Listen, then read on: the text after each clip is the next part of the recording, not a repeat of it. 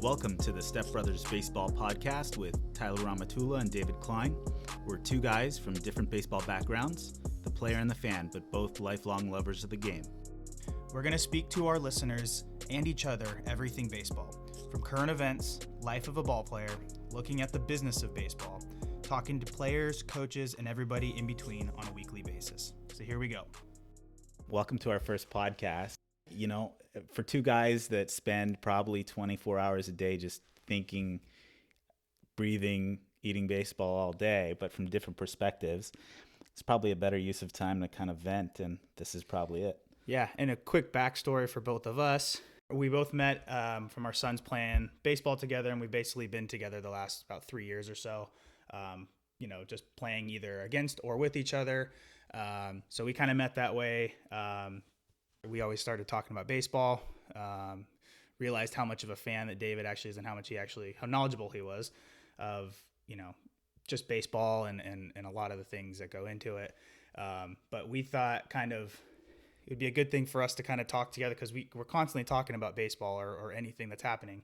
And I kind of have the player perspective a little bit and not so much of like what's going on with the front office, which David is really good at. And, so I think it's just a good balance. He knows a lot more of the things that I do, and he's teaching me some of the things that I didn't understand from a player's perspective. But so we figured why not start recording, and people might want to listen into some of the stuff. So Tyler, give us a little bit of a background. I'll do it after you do, of your background in baseball, how far you got, what you did, and how you got into baseball. Yeah, so growing up here in Orange County, I just played youth baseball pretty much all year round, which we're pretty fortunate to do here. That was the sport I loved. Tried some other ones, and I just wanted to play baseball. That was it. Worked my way up, through the travel ball scene and the whole youth baseball scene. Worked pretty hard. Played at Mater Dei High School, did pretty well there, and then ended up playing at UCLA. With some pretty good players. Was on the team that went to Omaha in 2010 where we lost in the finals, was playing with Garrett Cole and Trevor Bauer. And I mean, our pitching staff was just amazing that year. You see both those guys playing in the big leagues now, but, so I've been around, pretty good talent there. And then was fortunate enough to get drafted by the Cardinals, my junior year, and went and played, 2.5 seasons or until about 2013 with the Cardinals. So didn't make it anywhere past Double-A until they started pitching me backwards, which some of you guys may not know. But no, I could basically hit a fastball when I knew it was coming. And so you would have worked well with the Astros. You could have been a Hall of Famer. Yeah, exactly. I would have been real good. Yeah. Well, me, I grew up in LA and loved baseball until I was 10. Well, I loved it the entire time, but played it. My parents got divorced, and to kind of escape the divorce, I just enveloped myself within baseball. Everything from the stats side, well, because I didn't have the talent. And then with the divorce, I couldn't play because I was going between houses every weekend because my parents didn't like each other at the time. And so my escape was really in the stats of baseball and in watching baseball. And really, through that divorce, I got to see some really cool games. Dennis Martinez's perfect game. I got to see the last time Nolan Ryan pitched at Angel Stadium, last time Ken Griffey Jr. and Sr. were playing. Really a ton of games. And it just built upon that to where when the internet age started, and I had finals and I could read about winter meetings or actually go to finals, there's probably a reason I got C's. So hey, I can't talk, dude. Yeah. Yeah, we weren't the best students. So really, I think this week is kind of the perfect week to start. There's been a little bit of news that probably made some national play, which apparently the Astros cheated during the 2017 World Series. What? Nah, no way. No, yeah, that's pretty much everybody's talking about either something about the Astros scandal or how it's relating into the Red Sox with Cora. And so I think the whole world is talking about that right now. Whole baseball world, at least. Yeah, I'm not upset at all because my Dodgers played the Astros in the World Series, and the Red Sox again the year later in the World Series. Though that one was probably more fair. The Astros, though, oh, I could go on for hours about what happened. Well, I don't know why you're happy. I mean, the Dodgers lost in the World Series. Well, I get to continue my misery, and there's something special about being a miserable fan. I think That's what made it sweeter for the Red Sox, right? Because it was just the misery that I they think had to go through. it's less fun being a Cubs fan now. Yeah, Because they won that World Series in 2016. very true. You know, I think the thing that gets a lot of play that's been really interesting has been throughout baseball. Every reporter, every player has a different opinion about the punishment. So let's go on with what actually happened. The Astros, for anybody who's listening to this podcast, is probably a fan of baseball, but let's still go through it. The Astros allegedly, not allegedly anymore, installed video cameras and then relayed signs that the opposing team was having during the 2017 season, doing stupid things like banging on trash cans. I feel so bad for those trash cans. And then they knew what pitch was coming. And, they did this during the regular season. They did this in the playoffs against the Red Sox and the Yankees.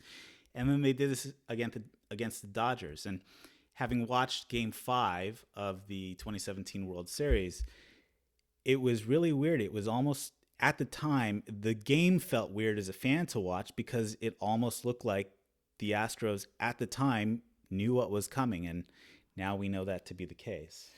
Yeah, when you say looking back on it, there were actually a few times, and this was coming from myself thinking if I was in the box in some of those situations.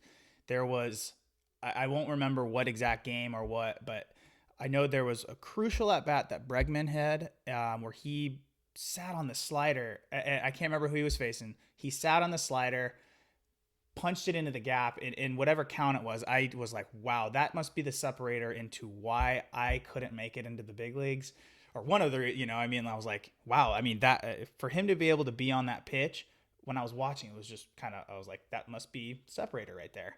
There was that. And then the Altuve home run or walk off against Chapman where he hit that slider.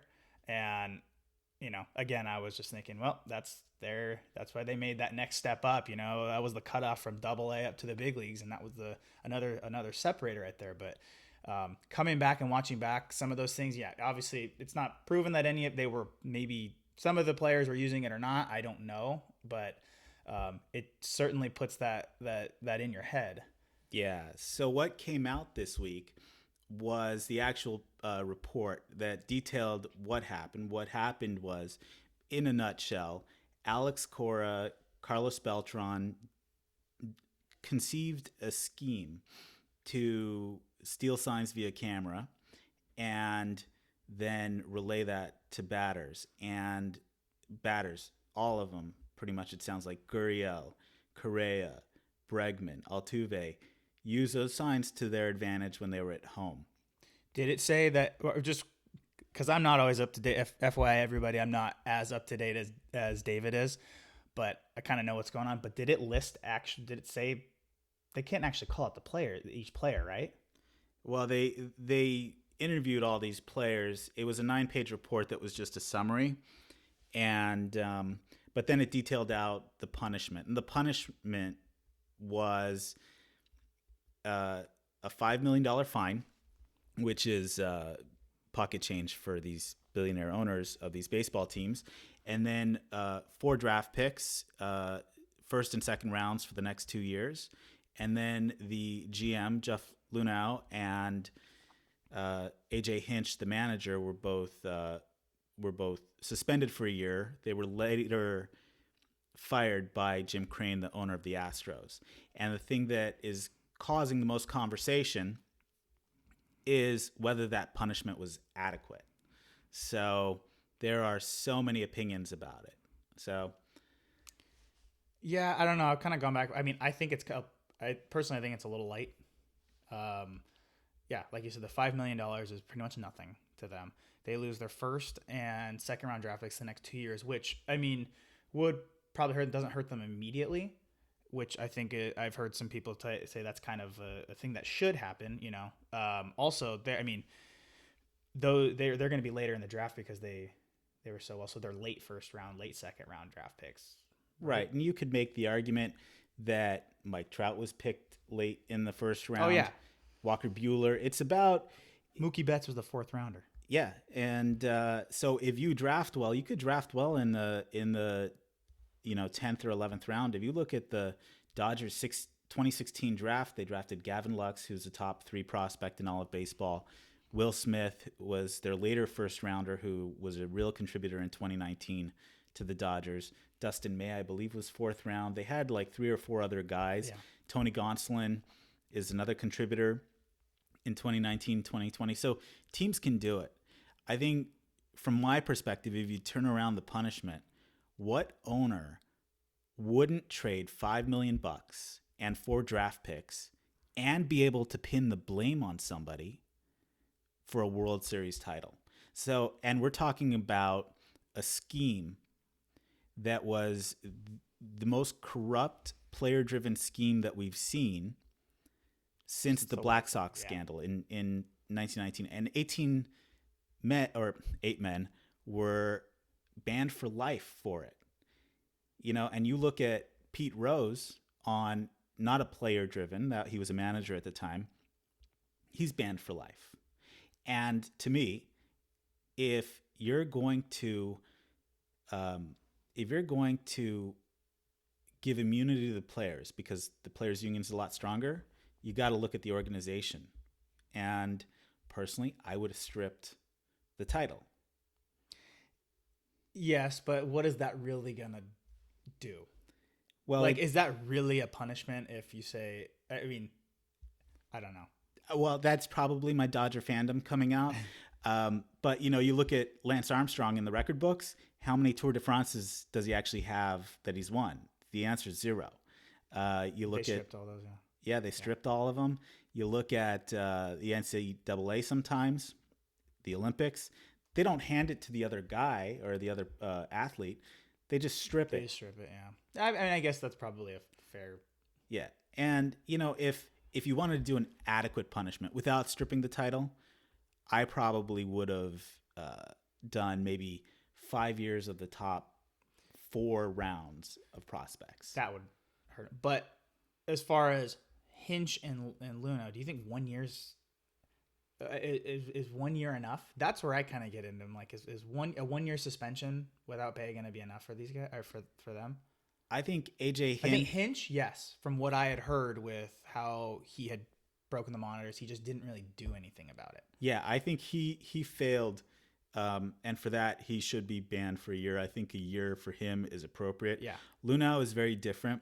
Luna, you have to have context, and you have to look at the Brandon Taubman incident that happened at the beginning of the World Series, where you had Antonio Osuna, who had a terrible domestic violence thing. The Astros brought him in, and Brandon Taubman, who was assistant GM, was touting to female reporters that they wouldn't have won without Osuna, and then the organization called those reporters liars and tried to cover it up. Mm-hmm. There was a rot within that organization's baseball operations.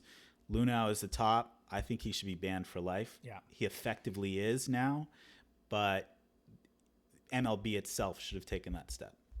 I agree. That's where I was kind of leading, because I thought somebody needed to be banned, because I know Rob Manfred, it's kind of, this is his biggest thing under his watch since he's taken over, I think, and it's going to be probably the defining thing of his, tenure. But I was thinking it was just going to be a little harsh that somebody was going to be banned. So, but maybe that's for Cora. Maybe Cora's because of what came out about him. Yeah, well, I think Cora, because of his involvement with 2 organizations, is probably, if not for life, is probably going to get banned for 5 years. So he's got a long road. And basically nobody's going to hire somebody after their... Yeah. I mean, maybe not. I mean, he's a World Series winning manager, so I think some team, even the Orioles, would probably, gamble on it. Yeah. Yeah, but I have a real problem with reporters and the media saying how good a guys Cora and Hinch are. They cheated, and I hate to see that rationalization. Yeah, yeah, because I know that from the players, when I was in the clubhouse, like, and I know this isn't the first time it's being said, but the whole idea of sign stealing is widely accepted. We've done it. We look for different things. We look in the glove, but anything that's between the lines, and that's totally fine. But you're crossing over into the technology in-game use. I mean, that's blatant cheating. So I agree. A rough thing for baseball, I think, in general. Yeah, I mean, I don't know if you heard the interview, but Cliff Floyd was on MLB Network yesterday, and he said that if he had access to half of the pitches before they were coming, he would have been a Hall of Famer. Well, yeah, I would have been a Hall of Famer. At least when I knew my fastball's coming, or another pitch, because I mean, that is such a blatant advantage. I mean, to sit on a pitch and know it's coming. I mean, if you could do some sort of stat where you track the percentages of like when you knew versus and looked at those your averages, the numbers would obviously show. I mean, most of the time the majority of the time you're going to be pretty successful or hit a ball hard. Yeah, and I think take the flip side of that too, because of what the Astros did. Guys like Kershaw have this narrative of flaming out in the playoffs, which some of that is deserved. But, he could have stopped that narrative completely in its tracks with a great Game 5. Instead, he blew. And now his career, or he's kind of being known as the can't pull together in the play, when it can't be clutch. And then, you look at it from a financial standpoint. First of all, how many players had their careers affected being sent down by knowing? And then also, let's talk from a strict financial perspective on the World Series. The winning team gets a different financial share than the losing team. So, a bonus of $400,000 wouldn't matter to Kershaw as much, but to somebody like Brock Stewart or somebody lower down the line, $400,000 is going to make a big, big difference to you. Yeah. So this is just a mess all the way around for baseball. Well, yeah, and then going after it, I mean, they're going to clear off what the punishments are, but then I think you and I talked about it, separately, but what are they going to do to make sure this doesn't happen again? Aside from the, setting, certain punishments, we were half joking with it. They would have to get scanned before they went to the plate because the use of technology isn't going away. But what are we going to do to make sure it doesn't leak out onto the field? Well, the easiest thing for this problem that I've read is get rid of video replay rooms, which were just created for replay purposes, and have the managers have to call if it looks like a close play and they want to take a gamble on wasting a thing. They don't have to have time to call a video replay room, which caused this mess. The manager should see it with his eyes. If something looks so obvious or the players on the field say, hey, you need to take a look at this, it's worth taking a look at. That's easy for this. But players will always look for an advantage, I think. Well, they talk about there's always the tunnels to go back where they could go review their at-bats, Right. In between innings. Like, is that going to stop? Or, I mean, should that be stopped? Because, I mean, I even talked about that too. I was like, if I had, that wasn't around when I was playing. My last year's in 2013, or at least not in the minor leagues. But that's a huge thing too. If you could see what you looked like in between at bats, sometimes the way you feel and what's actually coming out is two different things. So, well, see, I don't have as much a problem with that because that's not live. And I know. But if they can't have that media room there, is what I'm saying, because those things are usually, I think, they've made them so they're pretty close to the dugout. Right.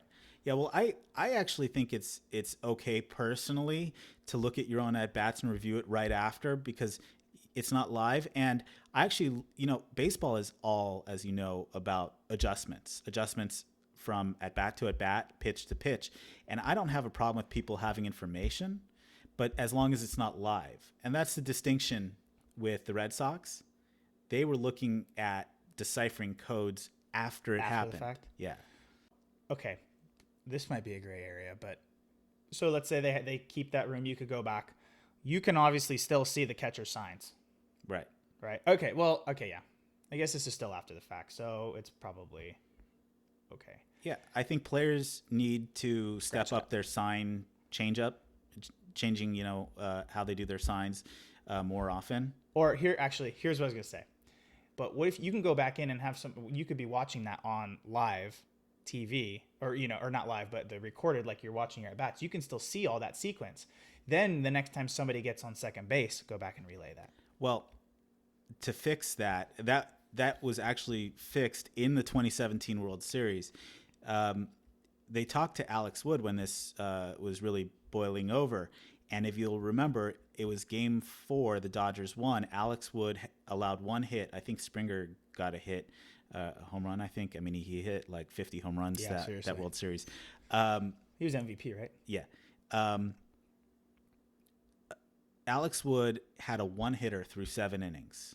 And what he said was that he prepped with Austin Barnes that they were changing up their signs every 9 pitches. So a batter to batter within a sequence, it could be completely different. If you're 4 pitches through, that's how they went around that. And I think that that's something that's fixable, to allow video to make changes and then have players counteract that. Yeah. And when I was in college, I mean, the fear of the other team getting the signs was like, we had somebody that was on high alert all times. So we change up the sign sequence. I remember that the pace of play just kills, and that's a big thing in baseball right now. Is You don't want that affecting the pace of play when you're changing up different things. Pitchers are having to step off because they're lost. Like, I mean, it might not happen a large percent of the time, but I don't think it's going to help speed up the game. Now with more paranoia about the sign stealing, you know what I mean? I don't mind the paranoia. That's kind of the great thing about baseball, as long as it's not live. When you were playing second base or shortstop, when you were playing infield, were you studying what the pitcher and catcher were doing for their sequencing? I mean, we knew as a middle infielder, you need to know what's coming. So like in college, if you go back and like when we were at UCLA, we wore a wristband. Right. Because then it had because we had either the sign sequences where it was, I can't remember them right now, but with nobody on, it was obviously super easy. We knew exactly what was coming. But then when we did runner on second, we had either whatever the sequence was that day, we knew, and we had the card to track along these things. So you would know the fastball, if it's coming in or if it's off speed, and then you would try and relay that to, so if I'm playing shortstop and there's a righty up, and I've played third when I was in the minors. I played third. You want to know when a big righty comes or somebody who comes up. You want to know when off speed's coming, just to have. I mean, you're always ready, but just to have that little, anticipation. So usually we would have just like a quick little whistle. Like if you knew an off speed was coming, the shortstop would just do like a or something like that real quick as the pitch was kind of being delivered. Nothing to the batter could hear, but you could hear and go, okay, So yeah, absolutely. You're paying attention to what they're doing, and that's why you see a lot of times you can tell if they're changing a sequence. One of the middle infielders will come into the mound meeting when the catcher goes out there, just so they're on the same page. Tell a second baseman. Got it. So basically, it kind of affects everybody, Yeah. Well, I didn't even know I thought that those cards were just positioning. I think they have that too. Okay. Now they do. Yeah, we had now I'm thinking back to it, we had a full chart, and it was what the pitch is, the different, if there was a sequence for like if there was a runner on, or based on how many outs there were, or something like that. I mean, it was kind of like a little formula. And then we also would have like the runner speed all on there, kind of where we ranked them. And then just some positioning, yeah. So we kind of had everything on there. And that was back in college. Minors, we didn't, obviously, you don't really do that. So when you have Garrett Cole and Trevor Bauer heading up your rotation, do you just leave that like in the dugout? Because basically nobody's getting a hit against them. Yeah, no, it made my job really easy. I just basically could, pitch a 10 out there at second base, and they were just going to strike everybody out. So let's be honest, you were making them look good. No, defense wasn't my strength when I was in college. I felt more natural as a shortstop, but So second base, for whatever reason, just felt backwards to me. And I mean, I was enough that I could make routine plays and I could make, go to my left and right a little bit, but it wasn't my strongest suit. I was definitely line up for my bat. Got it. So, I one of the interesting things that I found with this whole scandal was different takes from different players. One tweet that came out from David Freese, I want to get your opinion on this. Yeah. Really kind of puts the I don't know, blame. I don't know the word to use. He was surprised at Mike Fiers, the guy who is a major leaguer, was on the 2017 Astros, moved on to the A's by 2018, 2019, and he was the major leaguer who came out and really exposed the story in a story to The Athletic with Ken Rosenthal. And David Freese said, didn't really expect the punishments to be this harsh. Good for MLB stepping up. Still didn't know what's more frustrating, though. An ex-teammate of the World Series title team talking publicly about the team cheating, or so many guys being down for using a damn trash can, LOL. Should take the ring. I mean, he thought that they should take the ring. And then you compare that to what Trevor Bauer said this morning in response to something that Jessica Mendoza said about Jessica Mendoza, who's a great reporter. She said that she was surprised and disappointed, really, and thought that Mike Fiers crossed the line. Trevor said there had been 2 years of internal discussions, many complaints filed, back channels used, evidence presented, no investigations. Sometimes you have to force the issue or nothing gets done. So, where do you fall on it, and kind of where's that line with baseball clubhouses? Yeah, I think that's kind of a tough one because obviously the kind of rule when you're on any team is what happens in the clubhouse stays in the clubhouse. You don't really, you protect your teammates and coaches and everybody and the whole team by, keeping things, between each other. And, I think you as a player, you really need to respect that because you'd want somebody to do one of your teammates to do the same for you. But it's tough because I agree with what Bauer kind of, and he probably knows more than we do,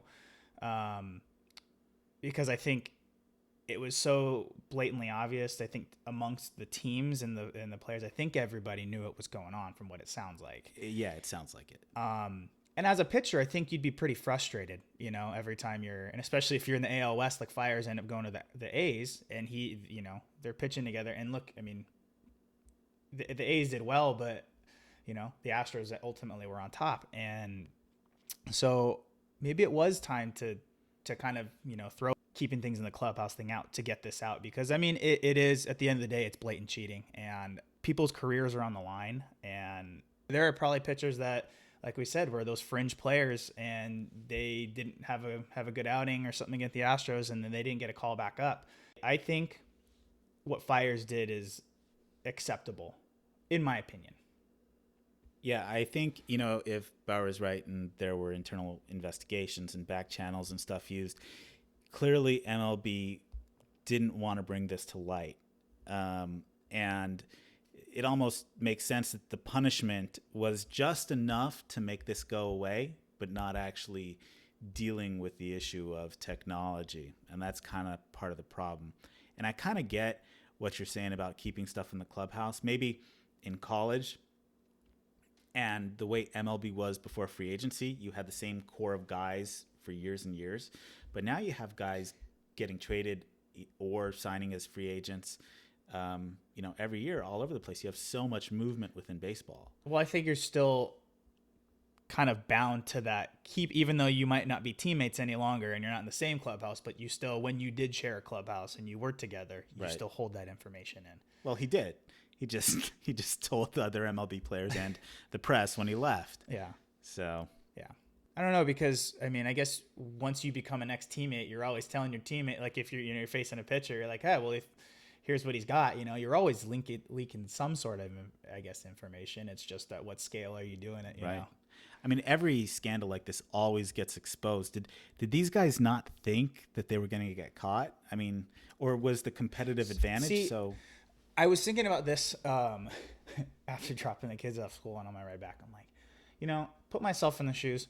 There's times, and like I said, it was fine to steal the signs in between the lines and game. And when we had them, we used to have our own, relaying system where there's players that like knowing that. There were guys that I knew that when we had the signs, they still didn't want to hear it.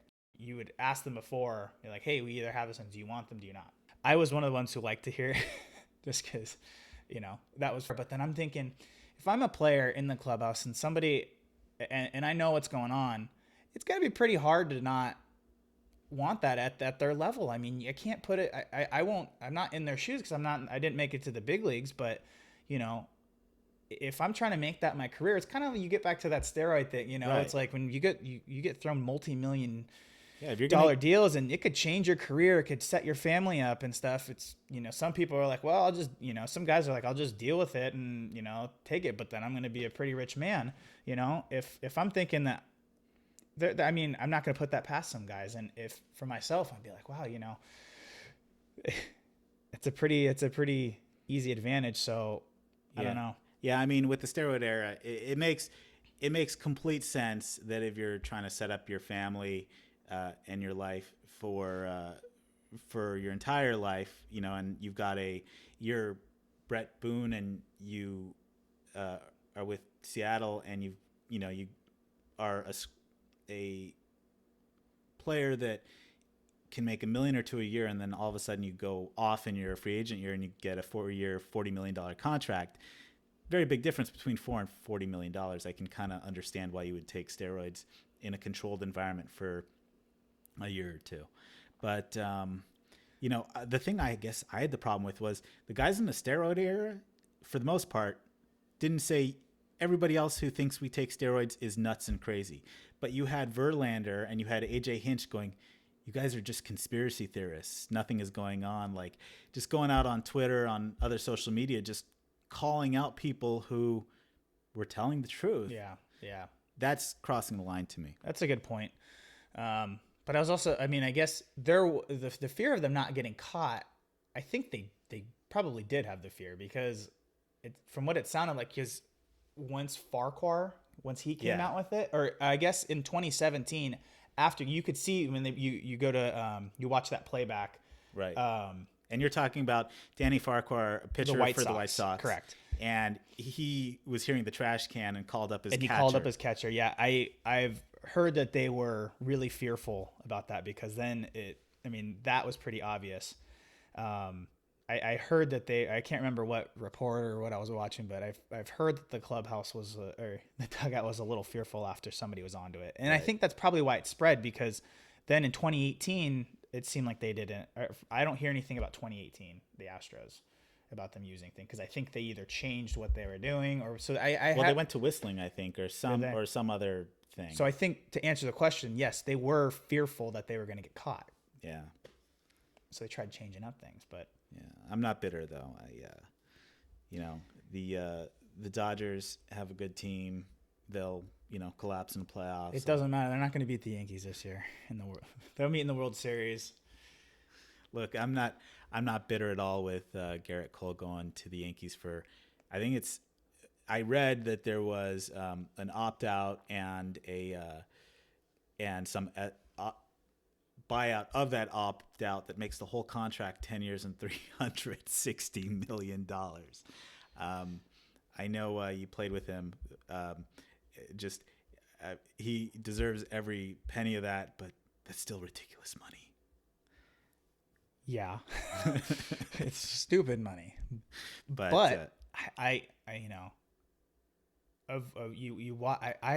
watching all of last year was like, for me, every time he took the mound, and I'm a baseball guy and he's my buddy, but I was fixated on his starts. I just was in awe of that last year. I think he deserves every bit of it. And his makeup, I think the Yankees have been trying to get him since high school.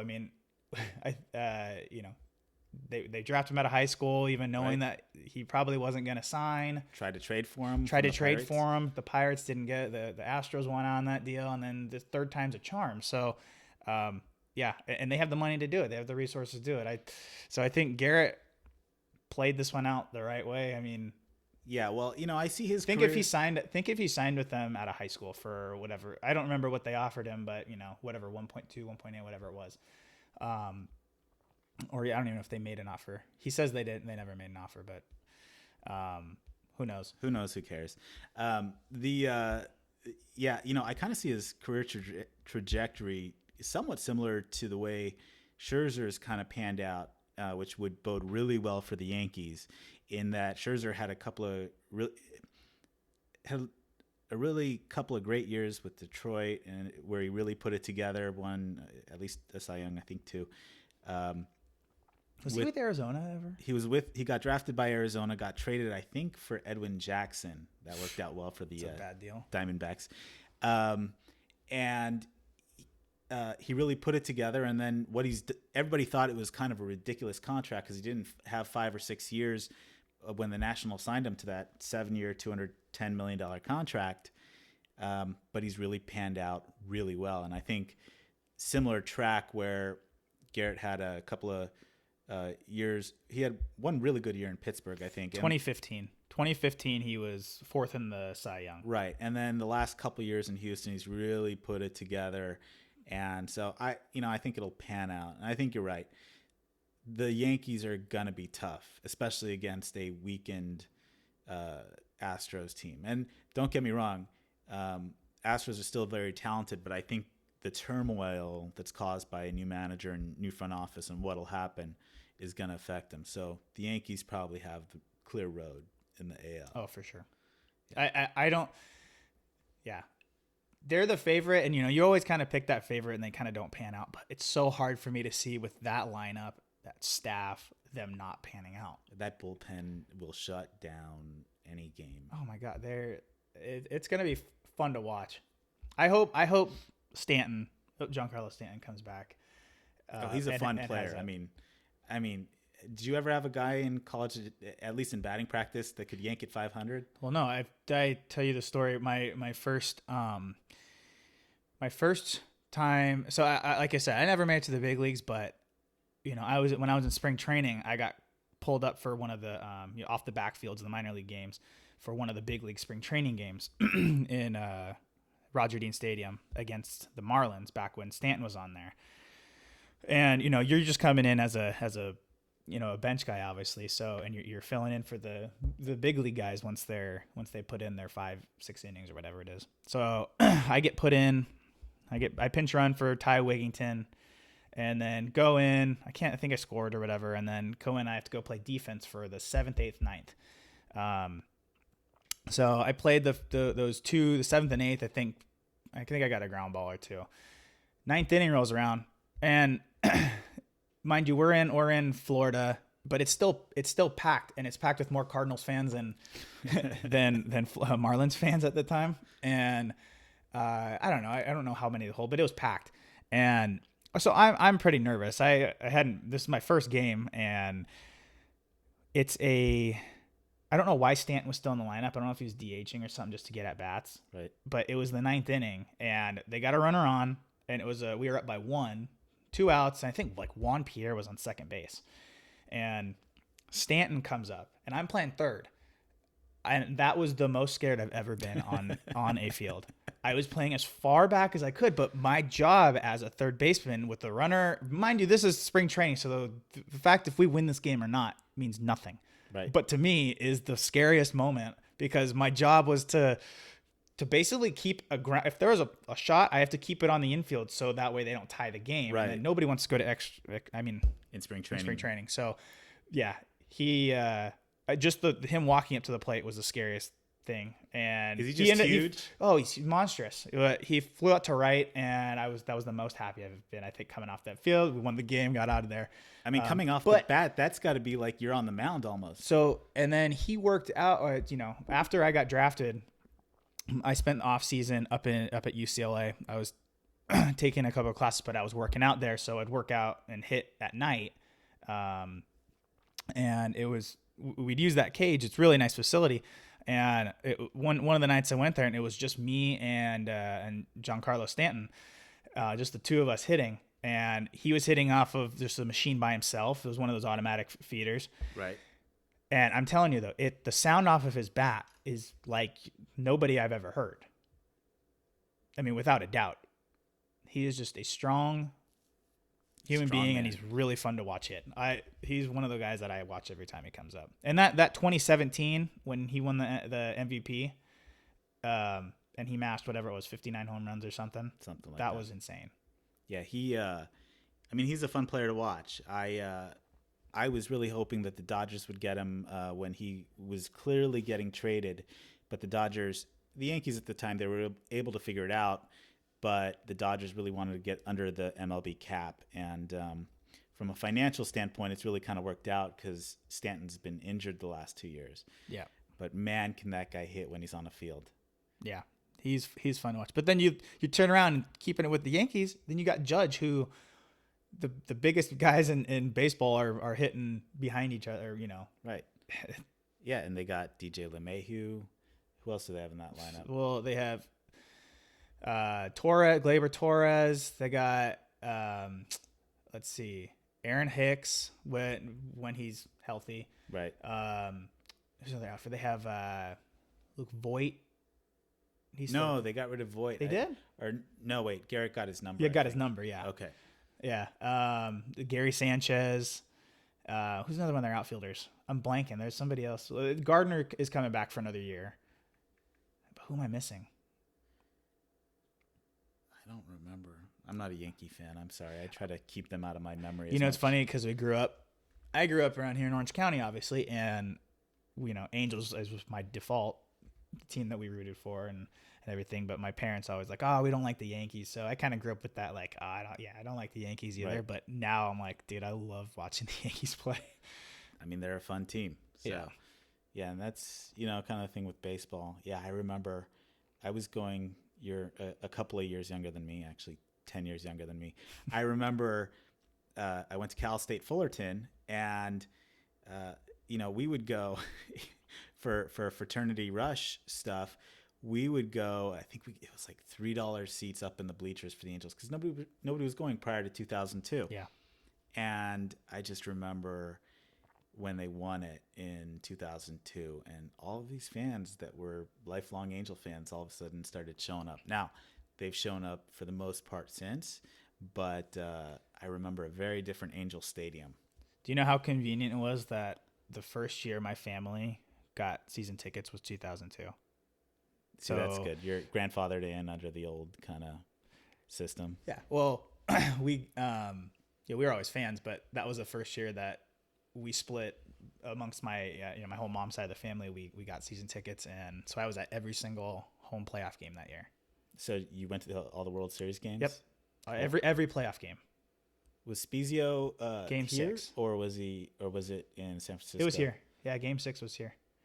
That was one of the coolest moments. I was only 12 years old at the time, but that was awesome. I mean that's gotta grow that fire of baseball. In terms of one of those moments. For me, I think probably the most fun moment I've had ever was was the 2006 September, the 4 home runs in a row game that the Dodgers had at Dodger Stadium. Oh yeah, I remember that now. Dodgers were down by 4. They needed 4 runs against Trevor Hoffman to tie, right. And it was J.D. Drew. You were there for that? Yeah. Oh wow. J.D. Drew, Jeff Kent, then Russell Martin, and then Marlon Anderson all hit home runs in a row. The entire stadium's going absolutely bonkers. Yeah. That includes, like I said, the perfect game and really a couple hundred Dodger games. But like what Dennis really, Martinez perfect game? Yeah. What really gets you going is something like that, where it looks so improbable in baseball. Yeah. And then Julio Lugo flied out, the bastard, to not get a 5th home run. Oh.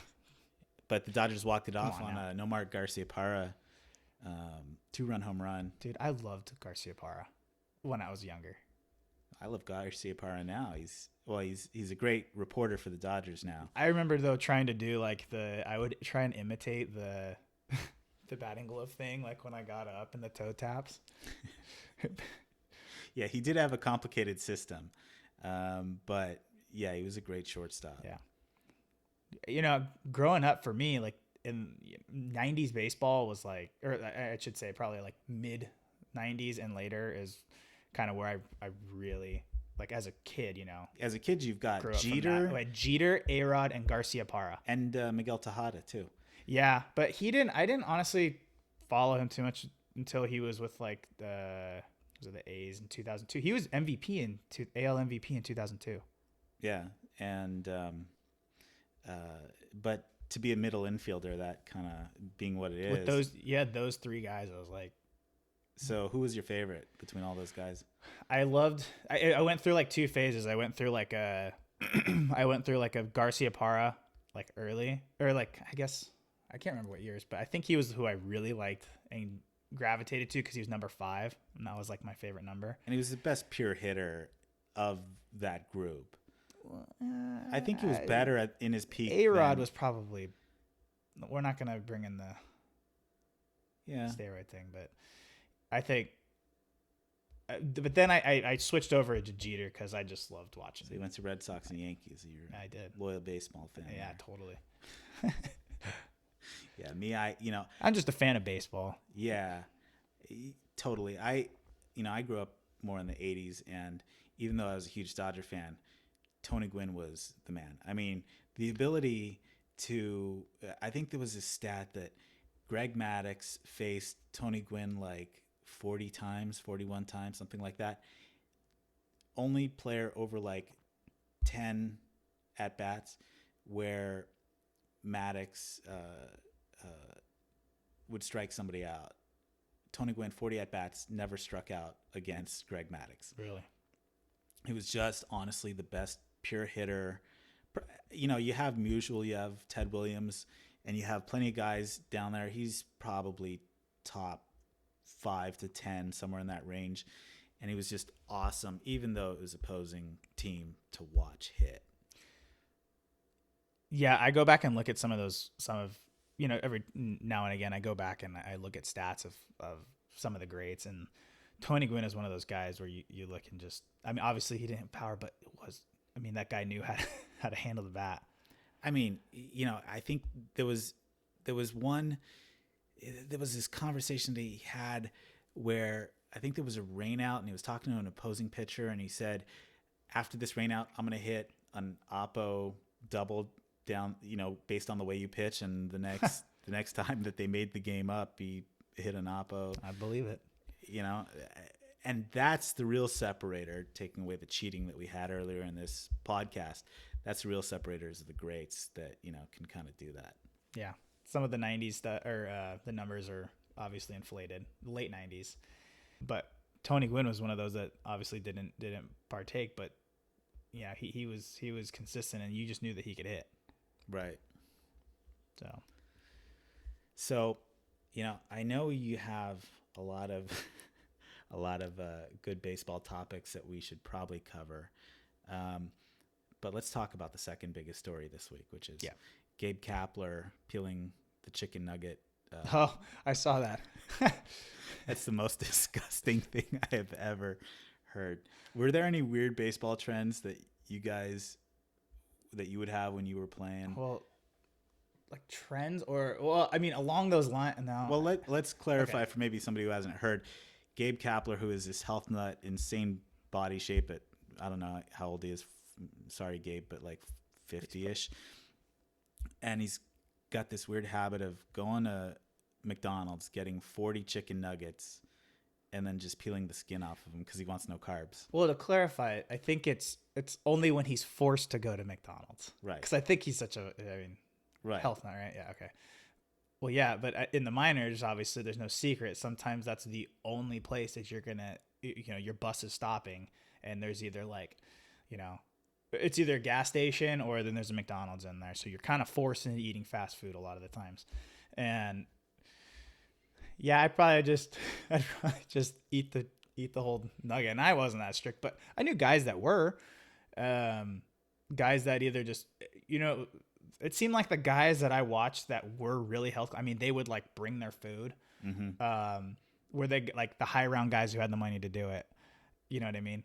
Yeah, I think with my eating habits, I would probably look like Bartolo Colon after a half a season. Well, dude, I ate whatever. I honestly, I didn't really pay attention too much for that because I was so active the whole time. Maybe I wasn't putting in the best stuff, but like, to me, I'm like, dude, I'm hungry. I'm just going to get this. And I mean, our bodies were pretty active.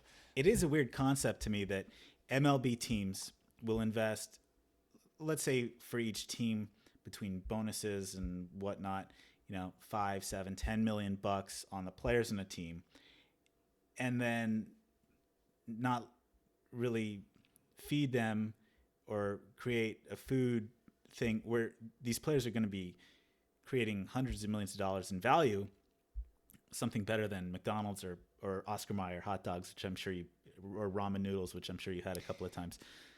Yeah. I would think that they would invest more in getting these peak players, peak health. I guess I would agree. I mean, yeah, I would have loved to see that happen. I'd still like to see it. I think it's better because minor leagues are already tough as it is. Right. You're obviously making very little money, but at the same time, I loved the whole thing. For me personally, I know guys, it was more of a struggle, but I liked the bus rides, the whatever, the hotels. I liked being on the road, being in different clubhouses, and I wasn't bothered by it. So, but yeah, it would be nice to see Major League Baseball or to the organizations try to invest in the minor leagues a little bit more than they are right now. I'd be an advocate for that. So while we've been talking about this, I was looking at Twitter, and it looks like this Astro story, which we tried to put to bed, won't go away. Carlos Beltran, as was suspected, the manager of the Mets, which, let's be honest, managing the Mets should be punishment enough, has decided to step down, according to Ken Rosenthal. Quote unquote step down. Yeah, he was canned. Yeah.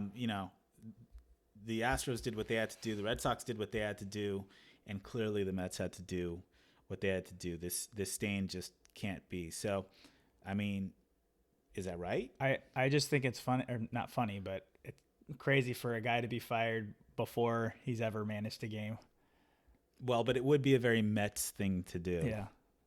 Yeah. No, you're right. It would be punishment enough. I mean, at least you get to watch Pete Alonso mash some bombs, but yeah. But no, I mean, it was something you knew it was going to happen. You knew Beltran. I've had a feeling that they weren't going to. Nobody wants to have that looming over their organization, whether they were tied to it or not. I mean, he was named several times in that report as being the number one player. Mm-hmm. And clearly MLB wasn't going to suspend players. Yeah, and I heard that because I think Beltran's always been, from what I had heard, he was a good sign stealer already, like just as a player, like fair sign stealing. So I think he was a big advocate once later in his career that technology. So I see him, because I don't know how old he was that year in 2017, but close to 40. Right. And he was probably using every advantage he could get. Yeah, I mean, at that point, what does he have to prove? He just wants a World Series title. So that was his motivation. That probably just seeped through to the younger guys. Yeah, but no, I had a feeling this one was coming with him either being, quote unquote, stepping down and never really ever getting to manage. So, but I think that about wraps it up for this our first episode. I think that was a pretty good first podcast. Yeah, I think we did pretty good. We're gonna try and keep them to about under an hour, I think, is our goal per episode. Sounds good. 45 to an hour, somewhere in that range. But for our next one, we're going to be talking. Next one, are we doing free agent signing or we're going to do that one closer to spring training? But I think we're going to talk about some ARB cases and just some other prospects and where they kind of fit into what's going on right now. So, but that for today, that's going to wrap it up. Sounds good. Thanks for listening. Thank you.